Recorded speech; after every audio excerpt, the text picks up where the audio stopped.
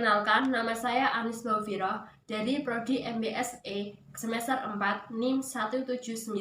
Di sini saya akan menjelaskan tentang beberapa aspek seorang manajer pemasaran dalam suatu perusahaan yang berperspektif Islam. Marketing Islami dijalankan secara religius oleh pemasar-pemasar Islami yang mengikuti sunnah Rasulullah SAW, bahwa Islam lebih mengutamakan pintu rezeki ada pada kegiatan berdagang.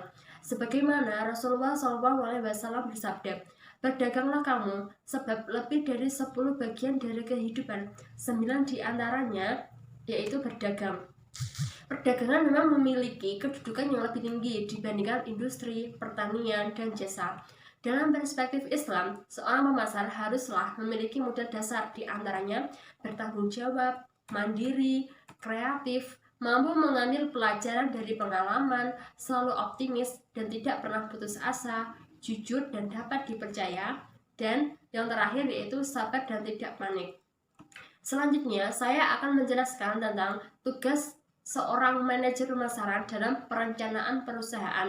Yang pertama, melakukan perencanaan strategi pemasaran dengan memperhatikan tren pasar dan sumber daya perusahaan. Yang kedua, merencanakan marketing research, yaitu dengan mengikuti perkembangan pasar, terutama terhadap produk sejenis dari perusahaan pesaing. Yang ketiga, melakukan perencanaan analisis peluang pasar. Dan yang keempat, melakukan perencanaan tindakan antisipatif dalam menghadapi penurunan order. Yang kelima, menyusun perencanaan arah kebijakan pemasaran. Yang keenam, melakukan identifikasi dan meramalkan peluang pasar. Dan yang terakhir, yaitu merencanakan pengembangan jaringan pemasaran. Selanjutnya, saya akan menjelaskan tentang tugas seorang manajer dalam pelaksanaan suatu perusahaan. Yang pertama, yaitu memimpin seluruh jajaran departemen marketing sehingga tercipta tingkat efisiensi, efektivitas, dan produktivitas setinggi mungkin. Yang kedua, menciptakan, menumbuhkan, dan memelihara kerjasama yang baik dengan konsumen. Yang ketiga, merumuskan target penjualan. Yang keempat, merumuskan standar harga jual dengan koordinasi bersama direktur operasional serta departemen terkait. Yang kelima, menghadapi permasalahan terkait keluhan pelanggan jika tidak mampu ditangani oleh bawahan. Yang keenam, mengesahkan prosedur dan instruksi kerja di departemen marketing, maksud saya instruksi. Yang ketujuh, melakukan pengendalian terhadap rencana-rencana yang sudah disusun untuk menjamin bahwa sasaran yang ditetapkan dapat terwujud, misalnya volume penjualan dan tingkat keuntungan. Yang kedelapan, melakukan langkah antisipatif dalam mengalami penurunan order. Yang kesembilan, memberikan persetujuan kredit pelanggan dalam batas-batas yang wajar. Yang kesepuluh, melakukan demarketing jika terjadi overload produksi. Yang ke-11, melakukan analisa pelanggan yang mengalami kecenderungan kredit macet. Yang ke-12, yaitu melakukan analisis perilaku pasar atau konsumen sebagai dasar dalam menentukan kebijakan pemasaran. Yang ke-13, melakukan analisa peraturan pemerintah berkenaan dengan tata niaga kertas sebagai dasar dalam menentukan kebijakan pemasaran.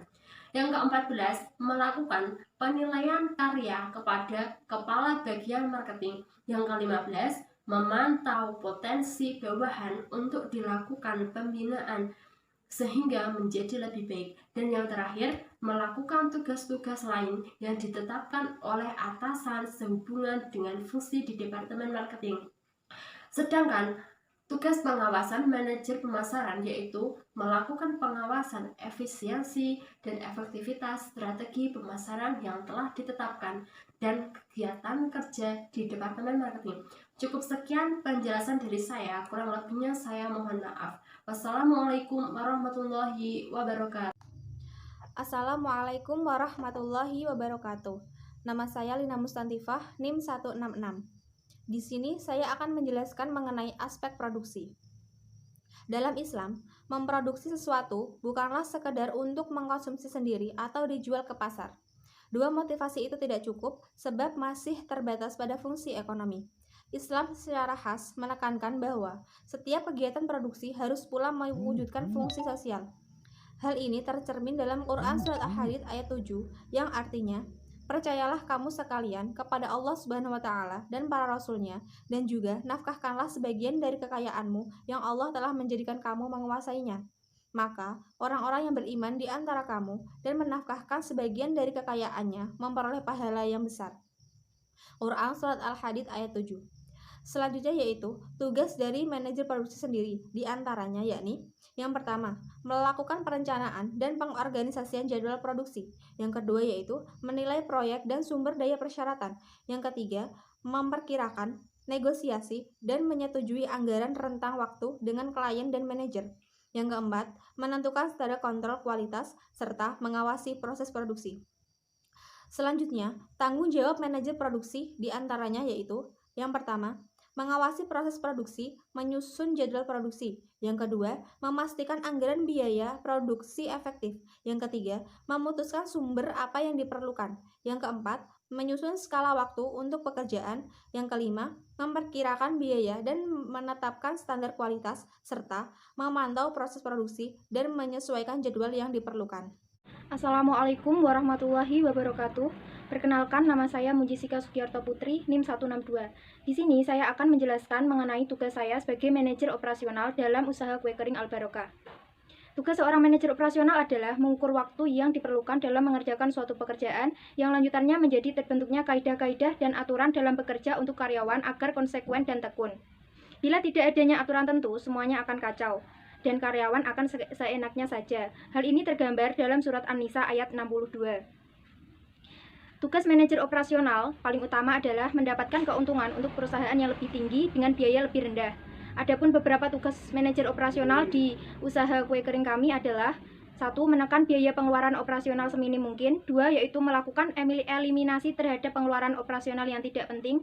Yang ketiga yaitu mengembangkan inovasi tentang operasional agar berjalan dengan baik. Yang keempat yaitu meningkatkan efektivitas perusahaan. Yang kelima yaitu mengawasi persediaan barang distribusi, penyedia jasa, dan letak fasilitas operasional.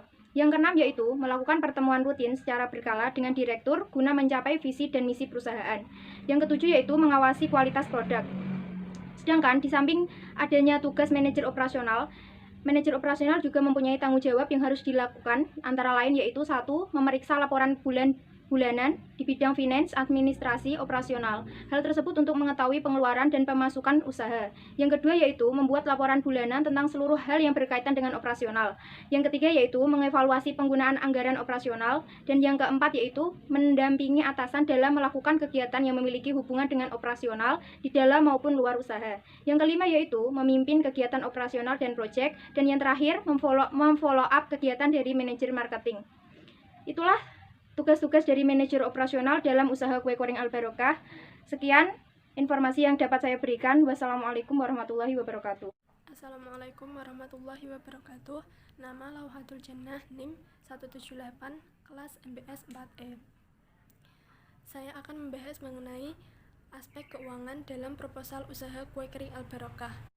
Aspek keuangan dalam menjalankan aktivitas perusahaan, manajer keuangan bisnis kue kering Al Barokah ini harus berdasarkan pada ideologi atau syariat Islam, baik dalam pengoperasian perusahaan maupun dalam aktivitas ekonomi dan pasar keuangan, seperti sistem bagi hasil, menghindari riba dan judi, serta melaksanakan zakat. Adapun tugas manajer keuangan dalam usaha kue kering Al Barokah ini yaitu: yang pertama, mengambil keputusan yang berkaitan dengan pendanaan perusahaan, misalnya mengambil pinjaman tanpa bunga dan riba dari lembaga keuangan syariah. Yang kedua yaitu mengkoordinasikan dan mengontrol pembayaran kewajiban pajak dan zakat perusahaan agar sesuai dengan peraturan pemerintah dan syariat Islam.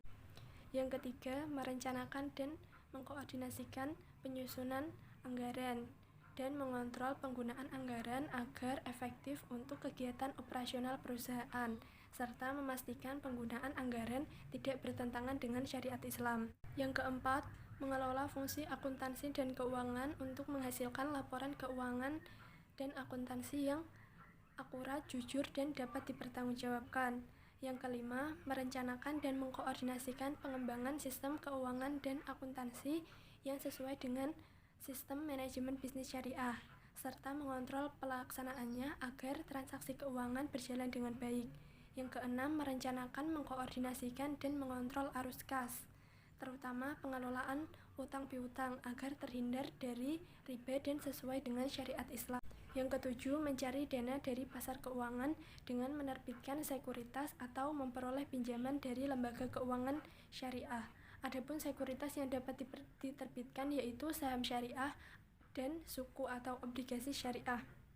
Yang kedelapan, mengelola dana jangka pendek dan mengalokasikan dana tersebut untuk investasi yang sesuai dengan syariat Islam. Sekian, terima kasih. Perkenalkan, nama saya Putri Masterwati, NIM 18203100170. Saya di sini sebagai manajer sumber daya manusia atau manajer SDM. Hal yang harus diperhatikan dalam mengelola SDM atau karyawan yaitu bekerja adalah hal yang mulia dan bekerja adalah untuk kesejahteraan bersama. Kedua hal tersebut memberikan dasar yang kuat bagi seluruh karyawan bahwa perlunya pemikiran kesejahteraan bersama dan kemuliaan bersama di hadapan Allah jika kita bekerja dengan sungguh-sungguh. Dalam proses rekrutmen, seleksi, pelatihan, dan pengembangan karyawan, semuanya memiliki dasar bahwa Allah merupakan tujuan utama. Karyawan dieksploitasi sedemikian rupa, sehingga mereka benar-benar takut untuk menyampaikan ide, gagasan, harapan terhadap perusahaan. Banyak praktik tersebut kita jumpai, misalnya jam kerja yang sangat ketat, pemberian gaji yang belum dapat memberikan kesejahteraan, tekanan yang kuat bagi karyawan untuk mencapai target yang telah ditentukan perusahaan. Tugas utama manajer sumber daya manusia adalah untuk memastikan bahwa sebagian SDM yang berada di bawah kepemimpinannya berikut adalah beberapa uraian tugas dan tanggung jawab manajer SDM. Di antaranya yang pertama adalah rutin melakukan evakuasi terhadap kinerja karyawan dan melakukan identifikasi bagian-bagian yang ada dalam perusahaan yang melakukan peningkatan. Yang kedua adalah mempertahankan struktur karyawan dengan cara melakukan proses pengangkatan karyawan, melakukan wawancara, dan juga melakukan pergantian tanggung jawab karyawan. Yang ketiga adalah memberikan pelatihan pada karyawan yang baru saja diangkat. Yang keempat, melakukan analisis terhadap semua kebijakan, prosedur, dan juga aturan yang berlaku di perusahaan. Yang kelima adalah mengatur pembayaran upah karyawan dengan melakukan penilaian dan evakuasi pada kinerja karyawan. Dan yang terakhir adalah membuat sebuah dokumentasi yang disusun secara sistematis mengenai segala hal yang berkaitan dengan bagian SDM, baik di masa lalu hingga masa sekarang, sehingga bisa dijadikan acuan untuk kebijakan yang diterapkan SDM berikutnya. Demikian tugas manajer dalam perusahaan kue kering. Apabila ada tutur kata yang kurang berkenan, mohon dimaafkan. Sekian dan terima kasih.